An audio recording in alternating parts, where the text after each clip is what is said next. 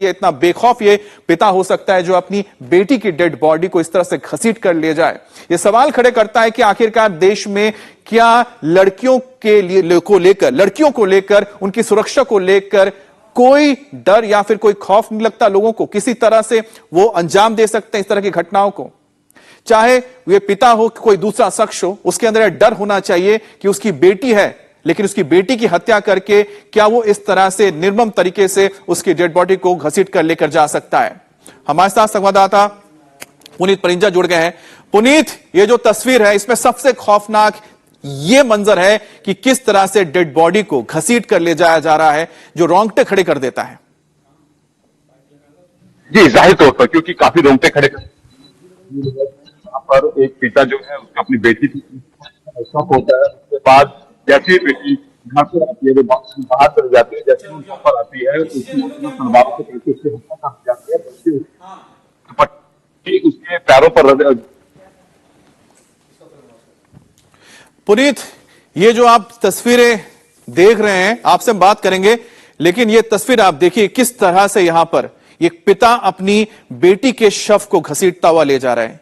ये तस्वीरें पूरे देश को देखनी चाहिए और सवाल पूछना चाहिए कि आखिरकार किसी व्यक्ति के अंदर इतनी बेखौफियत कैसे हो सकती है कि उसको किसी का डर नहीं है और सरेआम अपनी बेटी की हत्या करके बॉडी को ट्रैक पर छोड़कर वो फरार हो जाता है। क्या सिर्फ उसकी बेटी के होने की वजह से उसको यह इजाजत मिल जाती है या फिर उसको यह ताकत मिल जाती है या फिर उसको यह करने का छूट मिलता है, इस करने की छूट मिलती है कि अपनी बेटी की हत्या कर सकता है? क्या उसको यह पावर है? क्या एक लड़की की जिंदगी को इस तरह से खत्म करके सरेआम इस तरह से डेड बॉडी को घसीट कर ले जाया जा सकता है? आखिरकार पुलिस अभी तक क्यों उसको गिरफ्तार नहीं कर पाई है? सीसीटीवी आपके सामने है, यह व्यक्ति कौन है वो भी सब जानते हैं, पहचान हो चुकी है।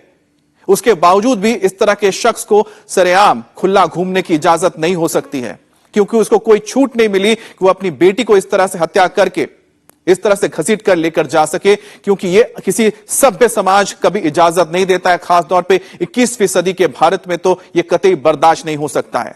इस पर प्रशासन क्या कर रहा है, सरकार क्या कर रही है, मुख्यमंत्री क्या कर रहे हैं, एक बड़ा सवाल है। पुनीत, आखिरकार क्यों अभी तक यह शख्स पकड़ा नहीं गया है? इतना बेखौफ कैसे हो सकता है पंजाब में कोई शख्स की अपनी बेटी की हत्या करके इस तरह से सरेआम घसीट कर ले जाए उसकी डेड बॉडी को?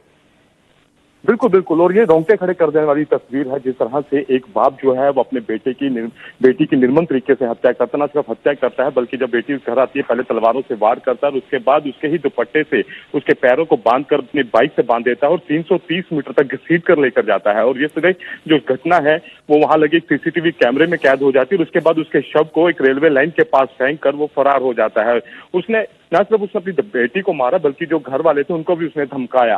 तो जाहिर तौर पर काफी हैरान करने वाली, विचलित करने वाली ये तस्वीर है और एक तमाचा है समाज के ऊपर। और पंजाब सरकार जो कि लगातार ये कह रही है कि हम लगातार कानून व्यवस्था को संभालने की कोशिश कर रहे हैं, लेकिन इस घटना के काफी समय बीत जाने के बावजूद अभी भी जो आरोपी शख्स है वो फरार चल रहा है। जी, लेकिन पुनीत, क्या किसी को यह खुली छूट मिल जाती है सिर्फ बेटी होने की वजह से कि वो अपनी बेटी की निर्मम हत्या कर दें और इस तरह से उसके साथ बर्ताव करें और उसके बाद वो आराम से घूम रहा है, पुलिस की गिरफ्त में नहीं आया? आखिरकार क्या शिकायत की गई है? अगर शिकायत की तो किसने शिकायत की इस शख्स के बारे में? देखिए, जाहिर तौर पर पुलिस ने जो है इसमें पूरे मामले के ऊपर 302 के तहत मुकदमा जो है वो दर्ज कर लिया गया है। परिवार वालों ने भी इसमें शिकायत की है और सीसीटीवी फुटेज में सब कुछ क्लियर हो रहा है और उसके बाद लगातार पुलिस जो है वो छापेमारी कर रही है ताकि जल्द से जल्द इस शख्स को पकड़ा जा सके। और ये हत्या करने के तुरंत बाद जो है वो मौके से वहां से फरार हो गया था।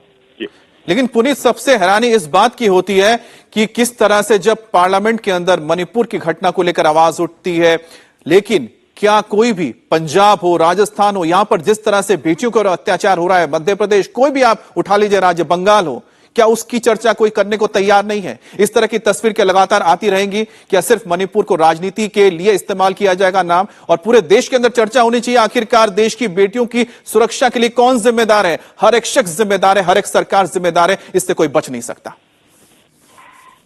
जी, जाहिर तौर पर क्योंकि जिस तरह से अगर बेटी अपने घर में सुरक्षित नहीं है तो वो उसके बाद वो सुरक्षा लेने के लिए कहां जाएगी? एक पिता के ऊपर ये आरोप लगे हैं कि उसके चरित्र पर शक होने के चलते जितनी बहरानी। बिल्कुल पुनीत, आप नजर बनाए रखें, क्योंकि इस निर्मम घटना के पीछे जो जिम्मेदार शख्स है उसकी गिरफ्त में आना जरूरी है, उसको सजा मिलना जरूरी है। बहुत बहुत शुक्रिया आपका।